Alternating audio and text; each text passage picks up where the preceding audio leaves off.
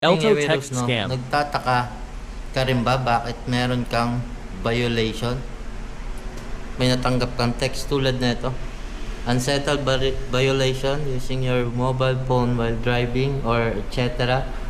And need to settle your penalties daw, ano?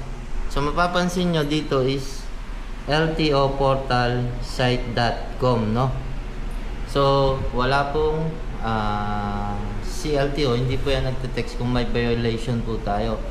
Ang ginagawa po nila is, di ba, titikitan ka, or pag hindi mo pa na-settle, kung sa NCAP man po yan, kung MMDA, papadalhan po kayo sa inyong registered mail address, no? So scam po to. Tatandaan nyo lang na yung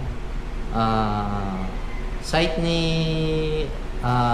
LTMS portal ay .gov.ph po ang nakalagay, no?